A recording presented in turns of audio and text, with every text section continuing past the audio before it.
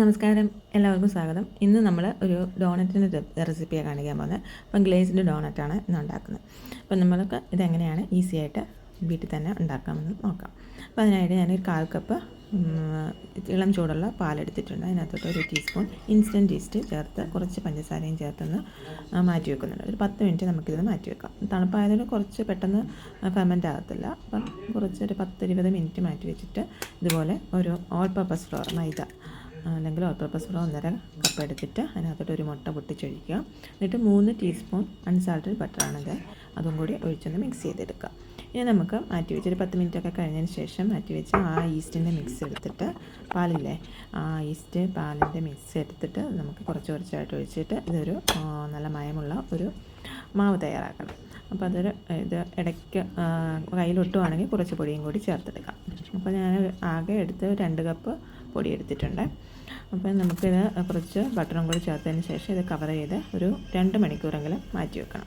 എന്നിട്ട് ഇത് 2 മണിക്കൂറിന് ശേഷം ഇതുപോലെ അതിൻ്റെ എയറെല്ലാം കളഞ്ഞതിന് ശേഷം ഇങ്ങോട്ട് നല്ലപോലെ ഒന്ന് കുഴച്ചെടുക്കുക. എന്നിട്ട് 2 പാർട്ടായിട്ട് ഒന്ന് കട്ട് ചെയ്തെടുക്കണം. 2 പാർട്ടായിട്ട് കട്ട് ചെയ്തതിന് ശേഷം ഇതൊരു ഹാഫ് ഇഞ്ച് തിക്നെസ്സിൽ ഇതൊന്ന് പരത്തിയെടുക്കുക.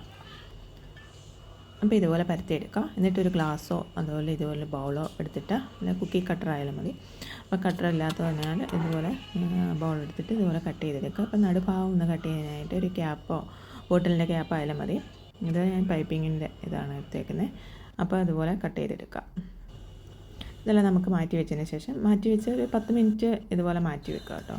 അപ്പോൾ ഒന്നും കൂടി ഇത് പൊങ്ങി വരുന്നതായിരിക്കും. അപ്പോൾ ഇത് ഇതുപോലെ ഡീപ്പ് ഫ്രൈ ചെയ്തെടുക്കുക. 2 സൈഡും ഫ്രൈ ചെയ്തെടുക്കാം. എന്നിട്ട് ഇത് നമുക്ക് ചോക്ലേറ്റ് സിറപ്പിൽ മുക്കാം, അല്ലെങ്കിൽ ഹണിയിൽ അല്ലെങ്കിൽ മേപ്പിൾ സിറപ്പിൽ മുക്കി നമുക്ക് ഇത് കഴിക്കാവുന്നതാണ്. അപ്പോൾ ഞാനിത് ഹണിയിലാണ് മുക്കുന്നത്. അപ്പോൾ അത് പഞ്ചസാര പാനി ഉണ്ടാക്കി അതിനകത്ത് മുക്കാം. അത് ഞാൻ ഹണിയിൽ മുക്കിയെടുക്കുകയാണ്. 2 വശവും ഇതുപോലെ ഹണിയിൽ ഡീപ്പ് ചെയ്തെടുക്കുക. ഇതുപോലെ നല്ല സോഫ്റ്റ് ആയിട്ടുള്ള ഡോണറ്റാണ് നമുക്ക് കിട്ടിയിരിക്കുന്നത്. ഇനി നമുക്ക് അതിന് മുകളിലായിട്ട് ഗാർണിഷ് ചെയ്യാനായിട്ട് സ്പ്രിങ്കിൾസ് ഒക്കെ അതിൻ്റെ ടോപ്പിങ്സ് ആയിട്ട് ഇടാവുന്നതാണ്. അപ്പോൾ ഇതുപോലെ നമുക്ക് പെട്ടെന്ന് തന്നെ ഡോണറ്റ് വീട്ടിലുണ്ടാക്കി കുട്ടികൾക്ക് കൊടുക്കാവുന്നതാണ്. എല്ലാവരും ട്രൈ ചെയ്ത് നോക്കാം. വളരെ എളുപ്പമാണ് ഉണ്ടാക്കാൻ, അതുപോലെ നല്ല ടേസ്റ്റുമാണ്. ഇനി അടുത്ത വീഡിയോയിൽ കാണുന്നവരെ ബൈ.